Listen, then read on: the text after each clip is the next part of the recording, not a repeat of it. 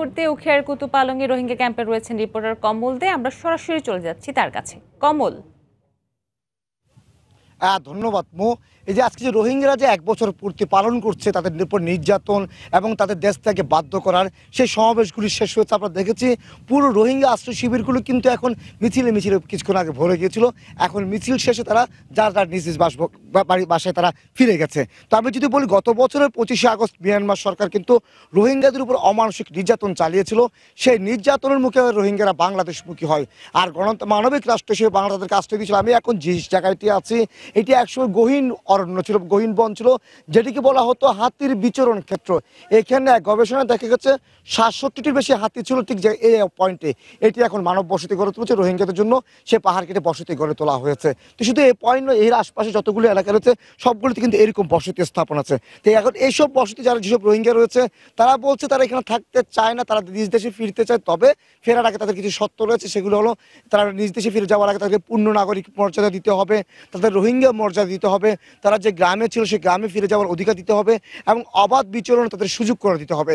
এইসব বিষয়ে তারা দাবি জানানোর জন্য এবং তারা বাংলাদেশ সরকারের প্রতি কৃতজ্ঞতা প্রকাশের জন্য এবং বিশ্ববাসীর কাছে, জাতিসংঘের কাছে তাদের যে দাবিগুলো তুলে ধরার জন্য তারা আজকে মূলত এই মিছিল সমাবেশের আয়োজন করেছিল। তারা আরেকটি কথা বলেছে, আমি যখন তাদের সাথে কথা বলছিলাম তারা আমাদেরকে তারা দিনটিকে স্মরণে রাখতে চায়।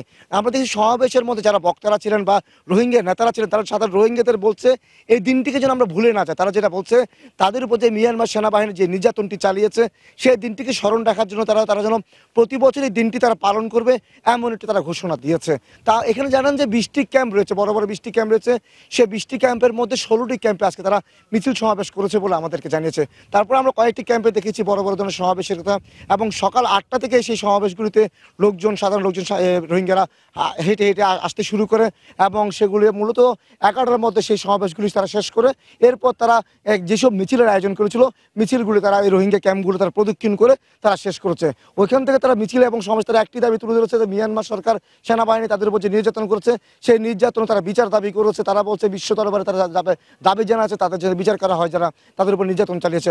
তো এক্ষেত্রে তাদের একটি দাবি, তারা এক্ষেত্রে তারা ফিরে যাওয়ার ক্ষেত্রে যে কথাটি বলছে যারা ফিরে যাবে তবে তাদের যে মৌলিক অধিকারগুলো রয়েছে সেই মৌলিক অধিকারগুলো নিশ্চিত করার জন্য তারা বিশ্ব জাতিসংঘ কিংবা সবার কাছে তারা অনুরোধ জানিয়েছে। সেক্ষেত্রে তারা বাংলাদেশ সরকারের প্রতি কৃতজ্ঞতা প্রকাশ করছে, যেহেতু মানবিক রাষ্ট্র হিসেবে প্রথম পর্যায়ে বাংলাদেশ তাদেরকে আশ্রয় দিয়েছে, থাকার জায়গায় দিয়েছে, খাবার ব্যবস্থা করে দিয়েছে। সেই জন্য তারা বাংলাদেশ সরকারের প্রতি কৃতজ্ঞতা প্রকাশ করেছে এই সমাবেশ থেকে। তো এখন পর্যন্ত আমার কাছে ছিল মৌ এই যে উখিয়ে গত ১ বছর ধরে রোহিঙ্গারা যেখানে অবস্থান করছে এখানকার যেমন সার্বিক চিত্র কীরকম ছিল এবং সেই দিনটিকে তারা স্মরণ করার জন্য আজকে যে তারা মিছিল সমাবেশ করেছে তার সর্বশেষ তথ্য। মিয়ানমার থেকে পালিয়ে বাংলাদেশে আশ্রয় নেওয়ার ১ বছর পর এখন রোহিঙ্গা পরিস্থিতি কি, সে খবর জানাচ্ছিলেন উখিয়ার কুতুপালং থেকে সহকর্মী কমল।